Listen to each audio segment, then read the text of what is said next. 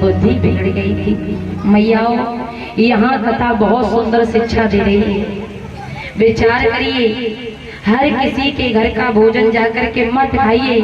अगर किसी शराबी के घर जाकर के भोजन करोगे तो भैया, शराब समुद्र मंथन में राक्षसों को दी गई है, और शराबी के घर का अन्न खाओगे तो बुद्धि विकृत हो जाएगी, बुद्धि बिगड़ जाएगी। किसी चोर के घर का अन्न खाओगे तो बुद्धि बिगड़ जाएगी, बुद्धि विकृत हो जाएगी। किसी पापी दुष्टात्मा के घर का भोजन करोगे तो तुम्हारी बुद्धि विकृत हो जाएगी, बिगड़ जाएगी।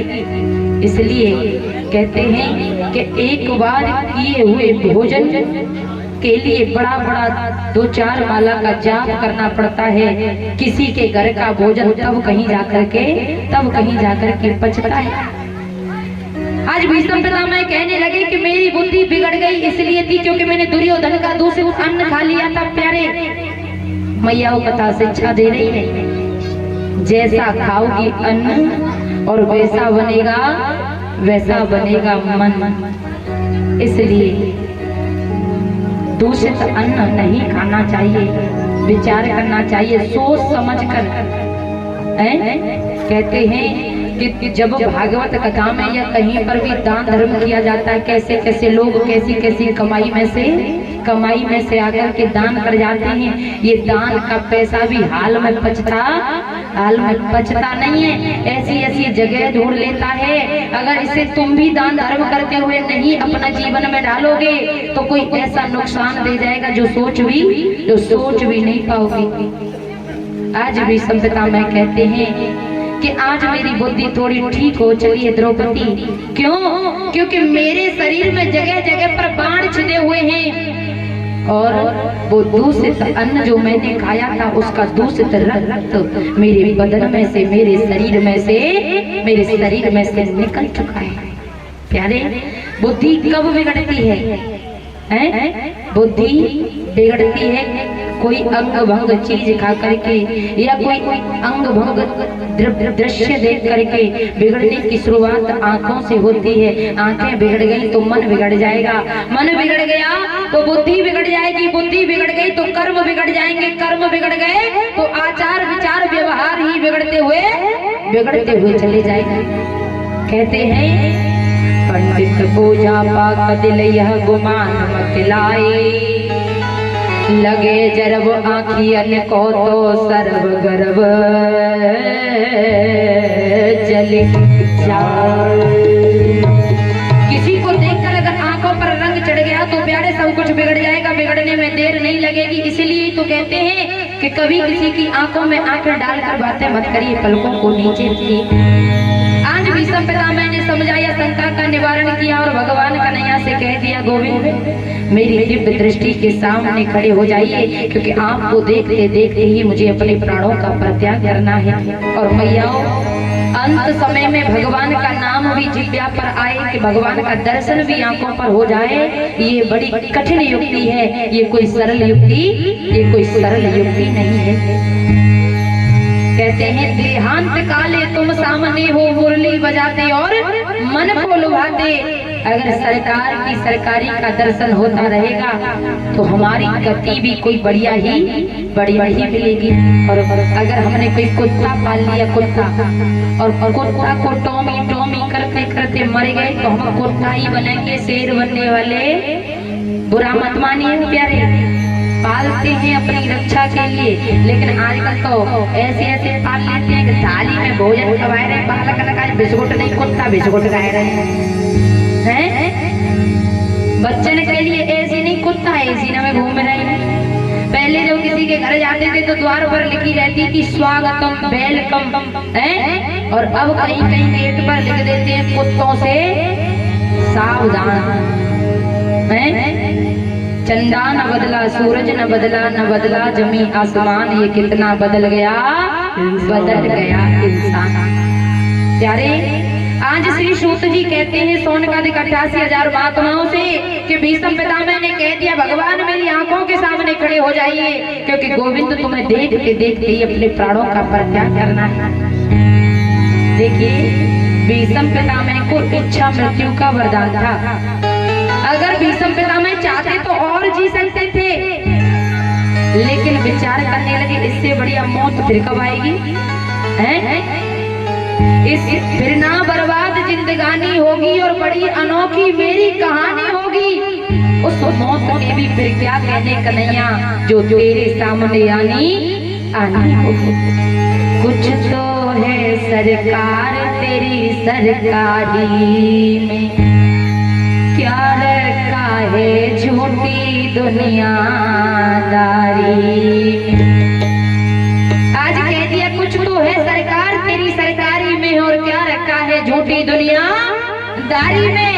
कुछ तो है सावरे तेरी यारी में। आज मेरे सामने खड़े हो जाइए, तुम्हें देखते देखते ही मुझे अपने प्राणों का त्याग करना था। आज दिव्य दृष्टि से भगवान की तरफ देखा और भीष्म पितामह ने अपने प्राणों का परित्याग कर दिया। बोलिए भक्त वत्सल भगवान की जय हो। तुरंत गंगा महारानी प्रकट होकर के आई और गंगा महारानी, क्योंकि भीष्म पितामह किसके पुत्र थे? गंगा महारानी प्रकट होकर के आई। भगवान कन्हैया से पूछने लगी, कन्हैया कहीं मेरे पुत्र की अधोगति तो नहीं हो गई?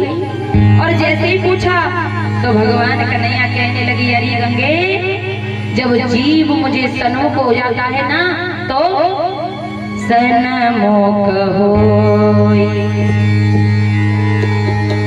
जीव मोहि जबहि सन्मुख होई, जीव मोहि जबहि जन्म होई, नास हो तबहि जन्म होई, नास हो तबहि सन्मुख होई, जीव मोहि जबहि सन्मुख होई,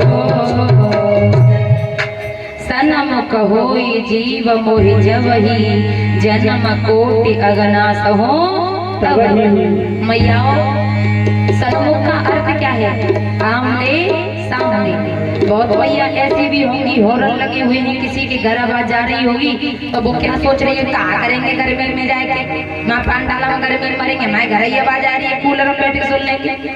भैया कहते हैं जितना दूर जाओगे तो खोना ही खोना है, और ठाकुर जी के दरबार में तो सोना ही सोना है। तो कौन लोहे लेवो चावे और कौन सोनो लेवो चावे हैं? जितना पास आओगी, क्योंकि सन्मुख होई जीव मोहि जबहि। चौपाई में लिखा है सन्मुख, आमने सामने। कितना सुंदर लाभ प्राप्त होता है ठाकुर जी के दरबार में। भगवान का दर्शन हो रहा है, भगवान की दिव्य झांकियां सामने रखी हैं, उन्हें भी देख रहे हैं, आंखों से भी लाभ उठा रहे हैं, कानों से भगवान की सुंदर कथा को सुन रहे हैं और हाथों से भगवान के नामों में सुंदर सुंदर तालियां बजा रहे हैं। क्यों? कहते हैं काया शुद्ध होई, काया शुद्ध होई जब ब्रज रज उड़ी अंग लगे हैं। काया शुद्ध होई जब ब्रज रज उड़ी अंग लगे और माया शुद्ध होई कृष्ण नाम पे लुटाए से। महाराज कहते हैं कि कान शुद्ध होई कथा कीर्तन श्रवण किए, कान शुद्ध होई कथा कीर्तन श्रवण किए और रसना शुद्ध होई गोविंद गुण गाय से।